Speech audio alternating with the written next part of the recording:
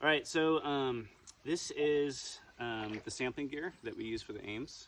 I'm going to show you, first is our Cerber sampler. And so this is a net attached to a frame, a metal frame. And so this is used primarily when we have flow. And if you have flow, if it's a good riffle, where there's enough flow to push the material in the sort of quadrat into the net, then we use this.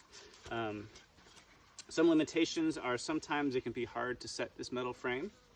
And so in those cases, we'll use this D-net instead. And so you can see the D-net is the same dimensions as the Cerber, and you can also set this up in a faster flowing area of the stream, and I'll show you how to do that as well. And then the third method that we're going to talk about today is using the D-net in a pool habitat or a lentic, a non-flowing situation, which as your streams dry, you probably have to do mostly netting, especially if you're trying to sample an isolated pool. And when we do that, it's helpful to at least start out with a sort of visual guide of the area you should sample. And so I've made this little quadrat out of PVC. The other things we have are measuring tapes to measure off the transect, and then a smaller one for channel widths. And then we have our sample processing gear. This is a bleach bottle, and so one thing we do after we sample every site is we bleach and rinse our gear. And we do this because we're doing DNA metabarcoding, and we want to make sure that we don't contaminate DNA from one site to the next. And so our general protocol is after we finish the sample, the last thing we do at a site is bleach and rinse all of our gear, just so we know that it's ready to go for the next site. We have this is our little sampling jar. It's a 500 milliliter wide mouth Nalgene.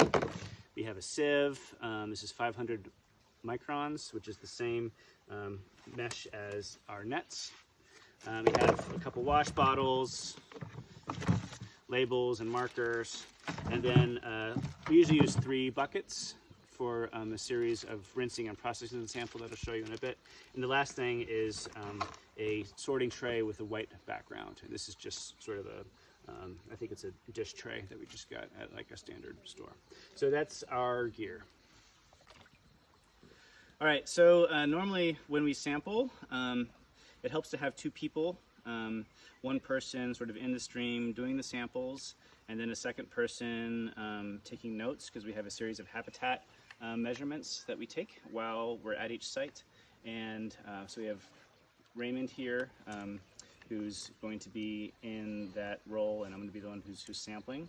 And basically what we do at each site is we set up a 100-meter reach, and every 20 meters we take a benthic macroinvertebrate sample. And we do that because benthic macroinvertebrates can be really patchy throughout the reach, and so we want to make sure we're getting a good representative sample of the entire reach. And so with these AIM sites, when we go to do the sensor maintenance every few weeks or every month, is when we're going to want to take the benthic macroinvertebrate samples. And so so we're going to sort of demonstrate here at this site how we might set up a transect.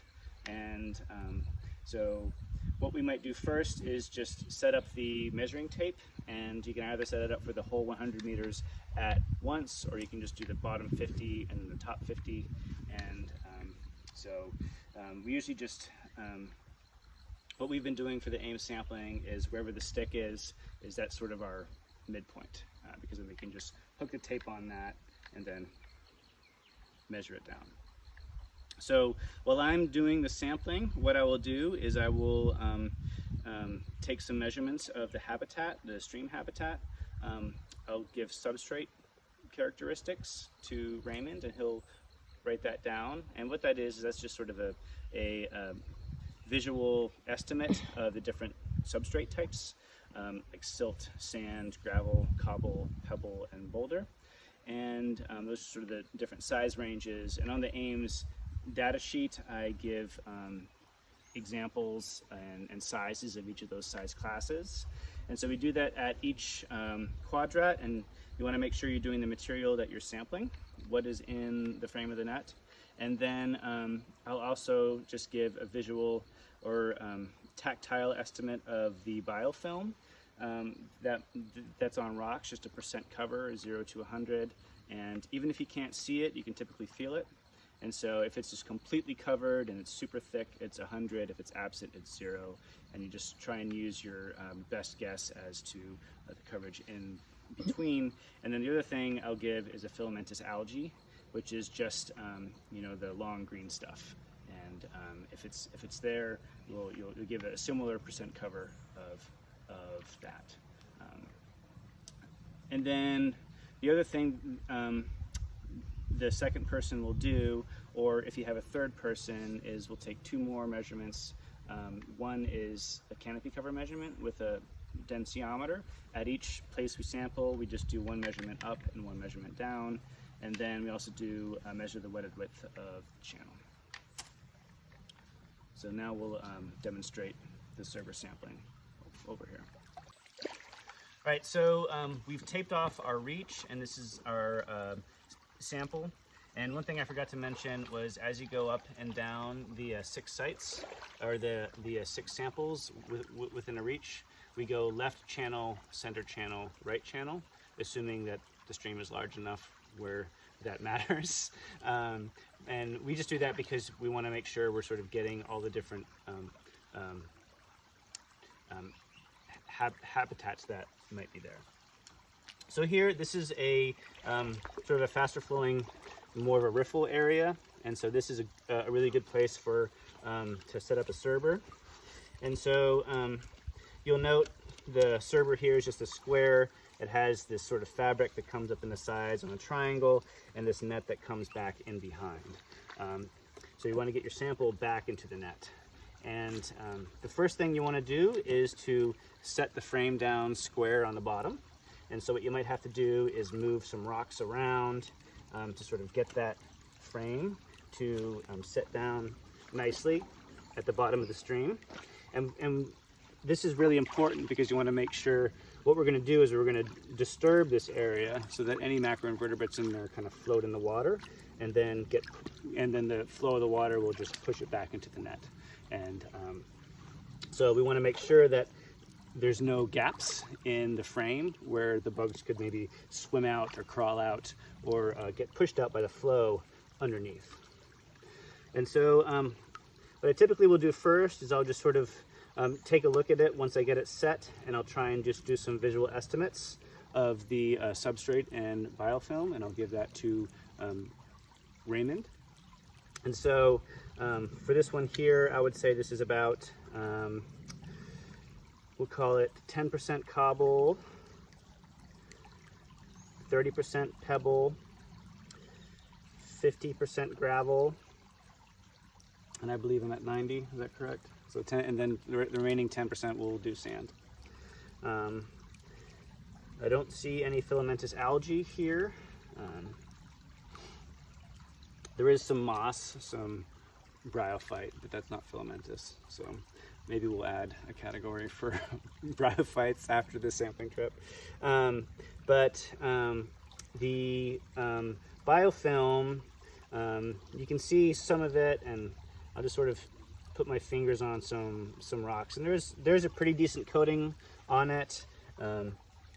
It also depends on the rocks that you get, you know. So most of, like if you're getting a big, if your server winds up going on a big rock like this, you can see that's just pretty much coated in biofilm. But a lot of times the smaller rocks will move around a lot, and so they don't get as much of a coat.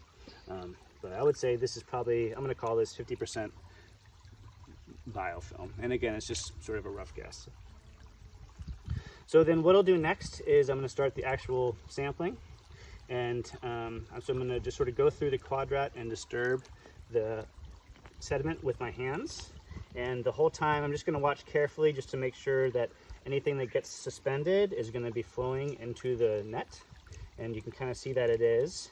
And so if you have a larger rock, you can sort of just put that back in the net and just use your fingers to sort of remove any bugs that might be attached onto the rock. And then I'll just sort of continue just to work this whole sort of quadrat and trying to disturb and suspend all the material. And so you want to do this for about 60 seconds at the most. And after you do this for a bit, you sort of just get a feel for the amount of time that you really need to do to excavate the whole thing. In terms of a depth that you want to go, I usually try and go to at least about, 2 knuckles down, about that deep in terms of, trying to suspend material. Now, here we have pretty good flow, and it's nice that everything is flowing into the net. But if the flow was not so strong, I could use my hands to sort of help push material. I could disturb it a little bit and then use my hands to create some flow. Or you could have, if you have a buddy to help you sample, they could actually stand ahead of you and doggy paddle for you to create that flow. We've done that sometimes too.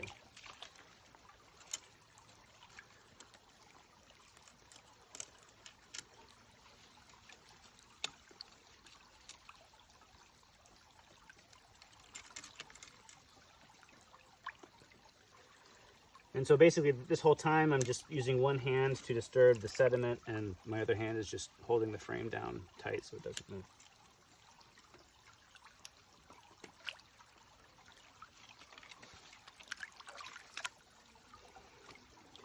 And I think that's pretty good. And again, you want to make sure that you've disturbed the entire area.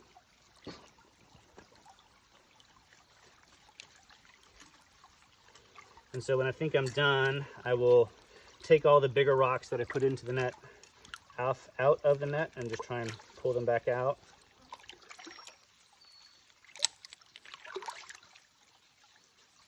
It makes your life easier to have as little material in your sample, because at the end we're going to process it and do a series of rinsing and lutriation.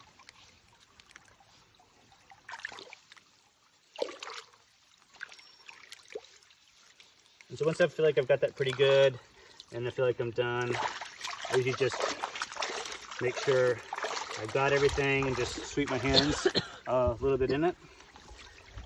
And then what I'll do is I'll take the net and I'm basically just sort of rinsing it to get all of that material at the bottom. And then I forgot a sample bucket. Can I get a sample bucket real quick?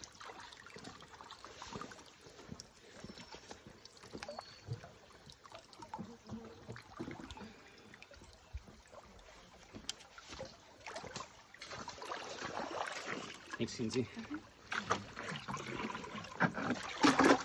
And so then what I'll do is I'll take this net and I'll grab a hold to the sample part at the bottom and then just invert the net and put it into this bucket with some water in it and just sort of empty the contents in there and just sort of give it a good rinse. And so each time we take one of these 6 samples, we're going to put it into the same bucket because we're going to do a single composite sample for the whole reach. Right, and then next I will, in some situations you might not be able to fit the server down in a frame, and so next I'm going to show you how to do that with the D-net. This is a spot where the server might not work too well. There's a lot of big rocks, and I may not be able to set the frame down flush on the bottom. So what I can use instead is a D-net. And so what I can do with the D-net is a similar thing where you want to make sure you get a good set on the bottom. So you want to make sure that this bottom metal frame is flush on the bottom. And what you'll do instead of having that frame to guide you is you sort of just have a visual estimate of the area that you should be sampling. And so when you're first starting out, it's helpful to have this around just so you can know the area that you should be sampling. And then one thing that this method lacks is we don't have this nice sort of little fabric up the sides to help sort of funnel in the flow. And so one thing I would like to do is you can use rocks that might be around to sort of recreate that kind of a funnel of a flow. So you can see I have this rock already here, and I've put this rock here.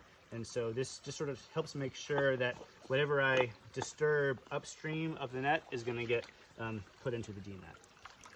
And so here it's just the same kind of thing, where I'm going to try and take about 60 seconds to disturb everything that's in the center of the net. If there's a larger rock, I can put it in the net and sort of scrub it off in the net as I go. And it's basically just the same protocol as the Serber sample before, just using a different method.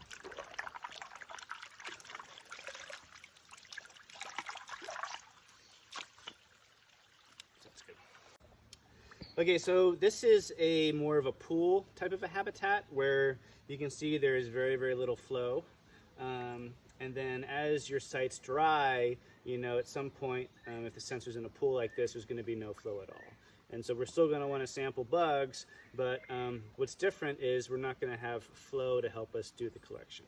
And so what I'm going to show you now is sort of a different method that we use when there's no flow.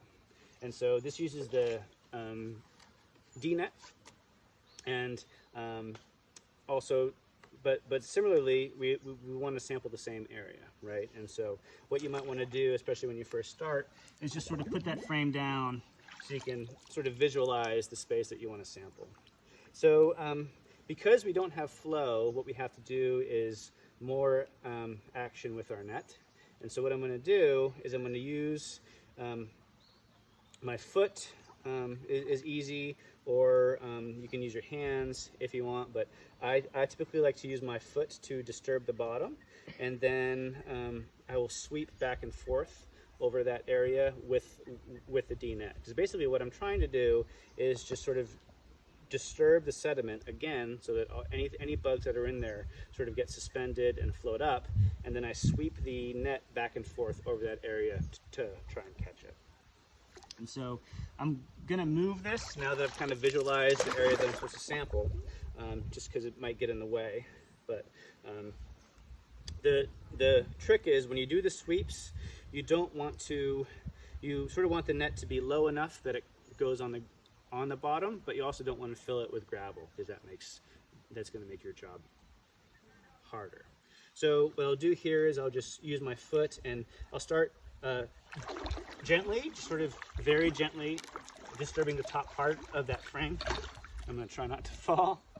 And then as I go, I might sort of go deeper and deeper down with my foot. And so usually I'll just disturb for a few seconds and then sweep for a few seconds. And you typically want to sort of do that for about the same amount of time, somewhere between 30 and 60 seconds. And the way I like to do it is I like to have both hands on the Serber net, and then I'll put the net downstream and hold it there and sort of rest my weight against it, and then use my foot to sort of do that gentle sort of disturbing of the sediment, and then I can take my foot up and then sweep back and forth. Then when I'm done, I'll just give it a good few sweeps for good measure. And then similarly, I'll pull it up. Now, one thing that happens when you do pool sampling is there's a lot more fine sediment. And even if you get this in your riffle samples too, one thing you can do is you have the material down at the bottom of the net, is just sort of shake it a little bit, and you can let all that fine material get out. And then same thing with the D-net, is you get the sample at the bottom, invert it, and then put it in a bucket. Okay, so this is just going to demonstrate the habitat measurements that the second person kind of does. or the third, depending on how many people you have. The first is the densiometer reading, and Raymond will sort of take that typically while I'm sampling. And this spherical densiometer, it's a pretty common tool, has a little bubble. You just want to make sure it's level when you're holding it, probably about chest high, and then you look up stream and you count how many of those squares are full of tree canopy. And then we just take one measurement up and one measurement down. And so typically we'll do that sort of, you know, at the place that we're sampling, because we want to make sure we're sort of getting what's, we want to make sure we're getting habitat variables representative of the part of the stream that we're sampling. And then the second part, which usually takes 2 people, is just a channel width. And so we'll just take the measuring tape, and then we're just measuring the width of the wetted area, which here is 5.4 meters. All right, so now we've got our sample. We've put all of our 6 samples into the same bucket, so it's just one composite sample for the whole reach. And I've got 2 additional buckets here that I filled with water, and then I have this sort of white tray with a white background, my sieve, and then a sample bottle, and also have some squirt bottles that I filled with water too. And so this is a process that usually whoever's out in the, with the crew will all do it together. But basically what you want to do is we're sort of going to be taking stuff from our sample, gravel and leaves, and just rinsing them in this bucket, rinsing them in this bucket, and then putting the material into the white tray. And so so for example, here's some leaves. I'll take sort of a small handful of leaves. I'll just sort of shake them in this bucket to try and get any bugs attached off. I'll do it again in this bucket, and I'll do it again in this bucket, and the last thing I will do is throw it in there. And so basically we just do this with all of the material in the bucket, and at each stage basically what we're trying to do is just get any bugs that are attached to leaves or large pieces of gravel that are in here. We'll do the same thing. We'll just rinse stuff. We're just sort of doing a series of serial rinses to try and get any bugs attached to this larger material in our sample off, because we don't want to put all this larger material in our sample. And so typically, you know, the way we usually do it is, you know, if we have 2 people, we'll have, you know, 2 people doing the first 2 buckets, someone doing this last step. If you have 3, you can spread it out. But what the last person will do is, and that's why we have this white tray, is basically the last person is responsible for the final check of all the material. So we just take a squirt bottle, squirt stuff down. We're just sort of making sure everything that is on there gets washed off. And the white bottom is really helpful to see any bugs that you've washed off, because you want to make sure that those all make it into the sample jar.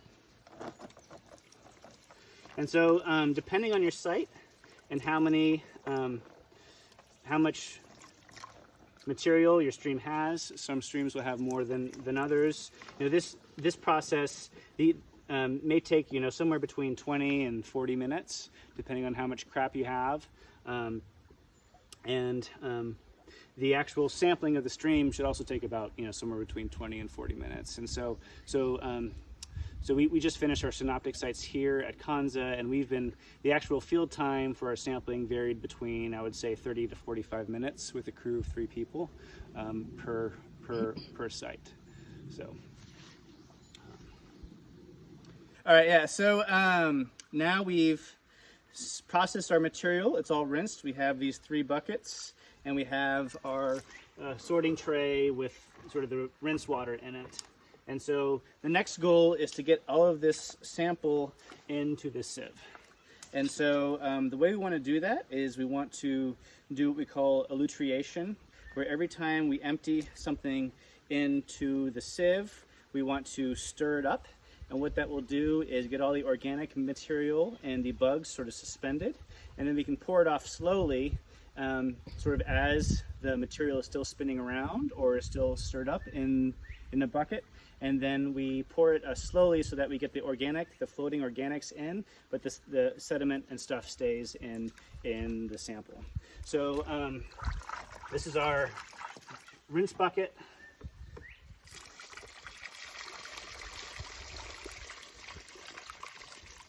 So you can see I've left the gravel in there, but all the leaves and the organics have come into the sieve.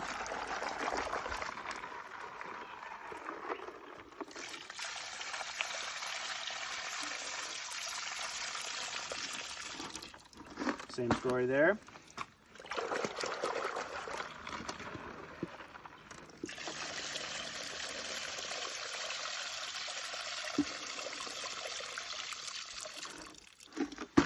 And so this is our original sample bucket, and so we'll do this a little bit differently.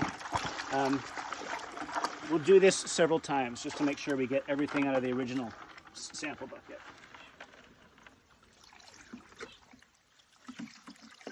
So this was probably not a good place for me to put the sieve.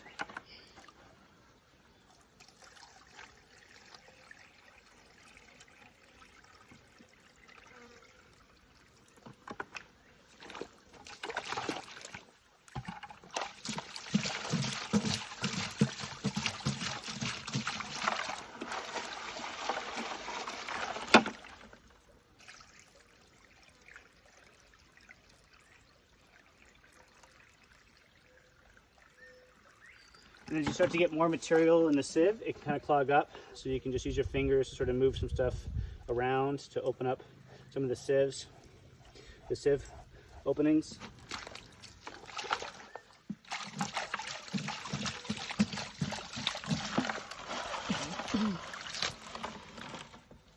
So I want to do this for the original bucket at least 3 times.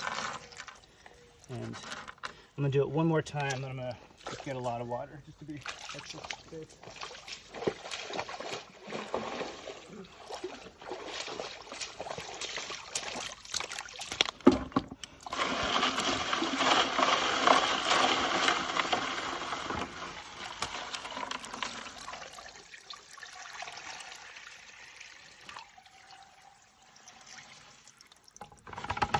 And so the last thing we'll want to do is, as we go through our sample, is we just want to go through all of the sand and gravel just with the visual inspection. And we're going to want to look for 2 things. One is snails. Snails have a shell. They will be heavier. A lot of times they'll stay down with the gravel. The other thing you want to look for is caddisfly cases.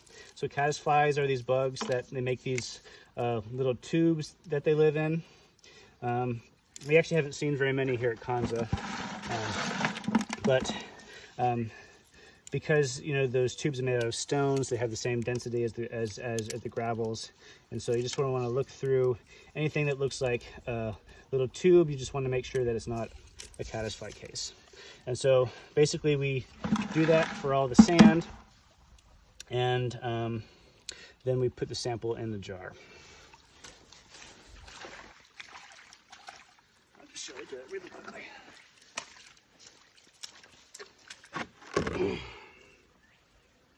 I didn't get very much in the sample. We've kind of hammered this reach already. We've got an annelid. Some beetles. There's a beetle larva. All right. So the last step here is just putting the contents of the sieve into the jar. And so to do that, you just sort of use your fingers, sort of make a pile down at the bottom. I usually try and just give it a little squeeze to get as much water out as possible, because when we put ethanol in it, we want the ethanol to be as pure as possible.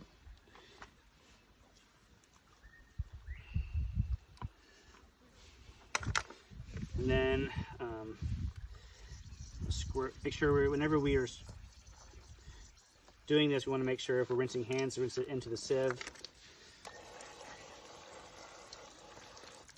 Then we'll just rinse the sieve, get all the material down to the bottom.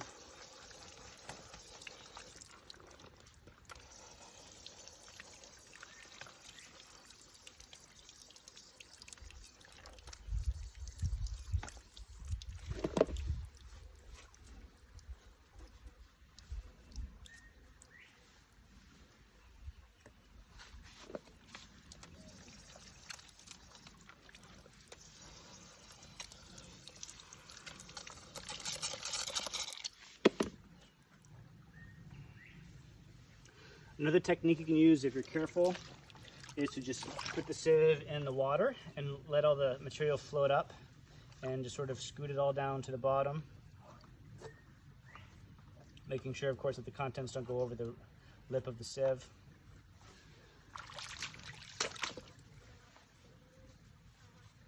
Then just putting everything in the jar. And the last thing you want to do is just do a visual inspection of all your buckets and the sieve. Usually there's stuff left in the sieve, but you just want to make sure that it's not a bug. If it's moving around, you want to make sure you put it in there.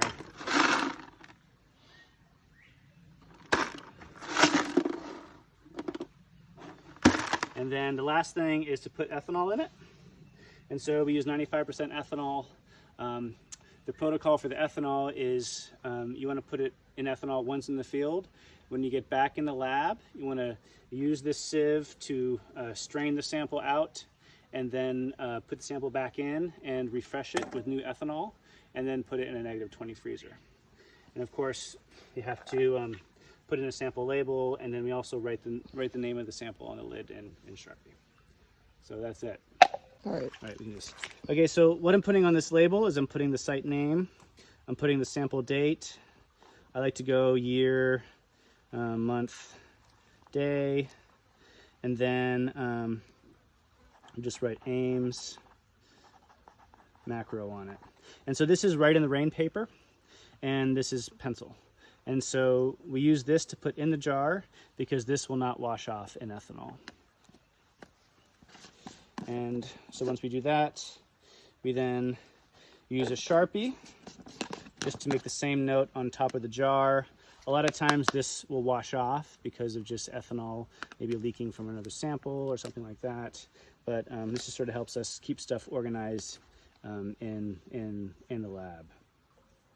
SFM01, 2021, 0610, if that's today. I don't even know anymore. Yep, right. And then Ames macro.